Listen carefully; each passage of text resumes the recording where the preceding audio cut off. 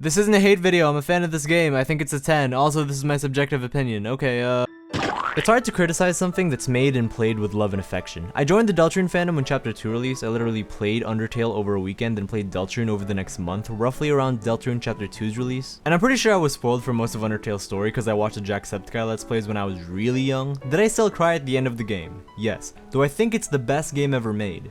Maybe. Not all, but a lot of players think it is though. I think most of those players also agree that Undertale isn't perfect. The sprite work is what comes to mind when criticizing Undertale. Anyhow, I think with the new chapters, Deltarune fans are starting to see that, like Undertale, Deltarune isn't perfect, and that's okay. This video will articulate on some things I want to criticize Deltarune for, and it's also a better video than this stupid video that just hates on the game for stupid reasons. Anyway, let's just start.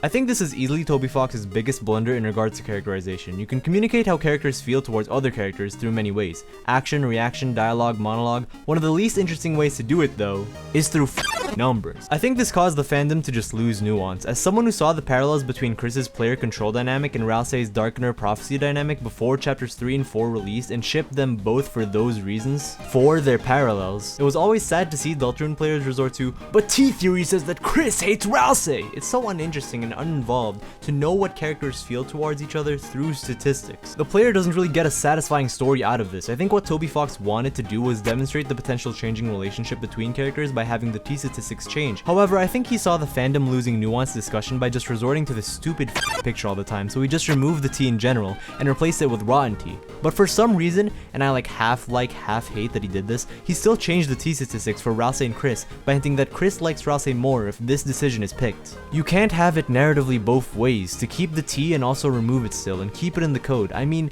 I like that my favorite Deltarune ship is further confirmed through this, but I hate how it's narratively told. A ton of players will miss out on this line of code, an obscure Deltarune fact that's actually really important, and still resort back to the original T-Theory, believing that those character dynamics are still real and not changed. How could have this been improved? Not having the T's in the first place, and again, just emphasizing how the characters feel towards each other through action, reaction, dialogue, and etc. I just didn't like this choice at all. T-Theory being alive really isn't narratively interesting to me because it just flat out tells us what the characters feel in an uninteresting, boring way. Imagine in Undertale in the Azrael Hyperdeath fight, instead of him doing everything that he does, he just says, Karate heals 120 HP. Chapter 3 of Deltarune is interesting because even after I played it, I couldn't decide whether or not I liked it better than Chapter 2, which isn't a good thing. Chapter 3 is structured in a very weird way. How do you essentially make 4 years of anticipation worth it? Simple. Open the chapter with a lore-filled exposition dump, but one that's very good and very natural in the story. Immediately, this chapter hits us with atmosphere and characterization. However, how this chapter is structured with a minigame break, crash out, chase, boss fight, end is strange. I think I just like every other chapter's layout, but I'll compare it first to Chapter 4's. Chapter 4 has a really long opening that's entirely dependent on characterization. Then 3 really long, really iconic sections that are each varied but feel like they're from the same chapter. Then an intense staging preparation for a crazy boss fight. Then the end. What I think the problem with Chapter 3 is that even though it feels faster, it feels much shorter than Chapter 4.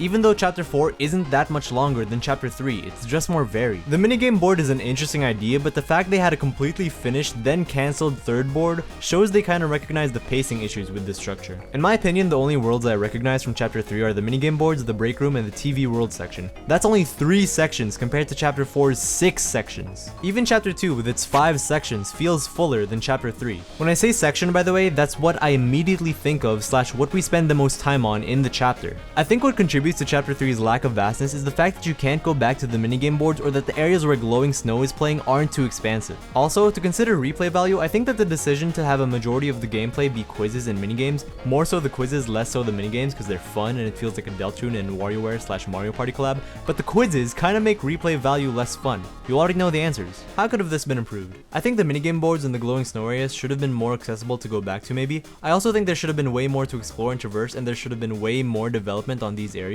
I also think there should have been a heavier variety of quiz questions so that in replays, players actually get stumped by the questions instead of being bored and knowing all of them. The community isn't the best.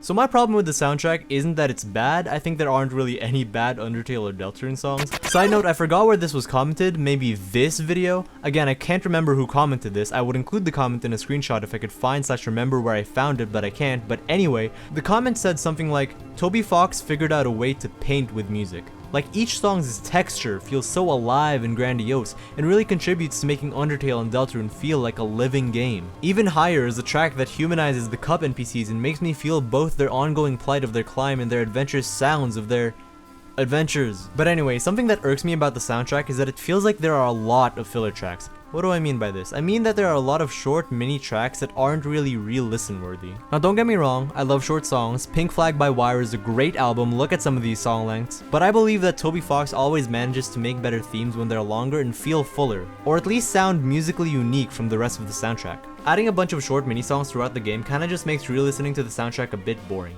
especially since so many of those songs are extremely similar or contain leitmotifs that happen in-game / are listed in the soundtrack right next to each other. And if we're gonna be statistical, since I know Toby Fox loves doing statistics, here's the ratio of filler to non-filler tracks I did for each chapter. I did this in Tier Maker because it was easy / I was lazy. Now the criteria I did for what counts as a non-filler song is very subjective. I did it based on what I believe could have just been a sound effect in the game or something I just personally wouldn't re-listen to a lot. There are some exceptions obviously, like Your Power or Pushing Buddies, which I thought were major or separate sounding enough moments to include as a non-filler track. Again, this is all personal, just gotta put that out there for all three of the King of Roly-Poly fans. We should have made this whole tier list based on what Carol would like. All the weird root stuff is an S rank. King of Roly-Poly as well for some reason. She just loves that one. Noelle, have you heard? King of Roly-Poly.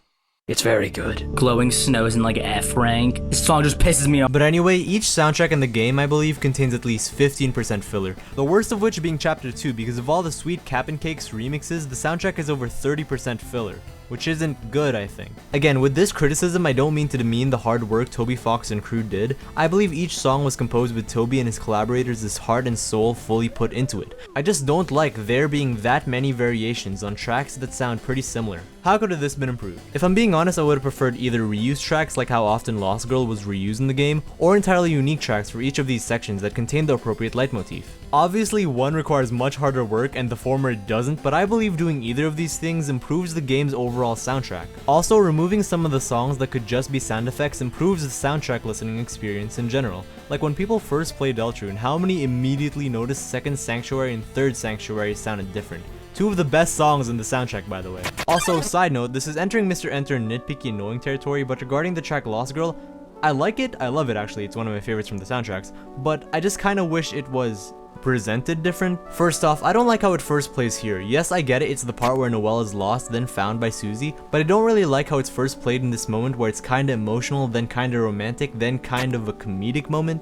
I'd rather have it first played in the moment where Noelle and Chris are talking about Azrael and Des, cause it then emphasizes how important that moment is. Yes, I kinda get not having a track here also emphasizes its importance, and the mention of Des just not having a track attached to it makes it a bit eerie even, but I still would have rather have it played here. Also, it's kinda weird how this is one of the few songs that gets reused so much. Honestly, I would have preferred Susie and Rousey to get their own themes for these monologue moments. I feel like Lost Girl is just so close to Noelle, and even though Susie is a lost girl who was eventually found, and Rousey, well, there's these theories about Rousey potentially having a transition and being a girl later down the story. Watch this video by Stuffed Alpaca, specifically this time mark for that interesting theory. But again, I would have preferred maybe Susie leitmotif to be used here and start being more incorporated and developed, and even maybe a Rousey motif that reuses something from Acid Tunnel of Love. Reusing Lost Girl for these parts feels a tiny bit repetitive. These are still some of my favorite moments from the game though.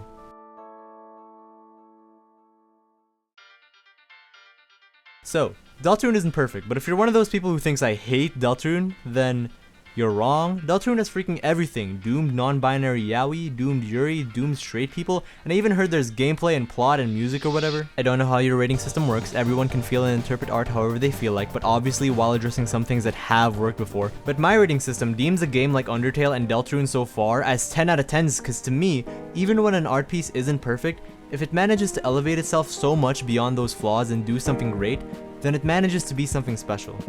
It manages to be a memory.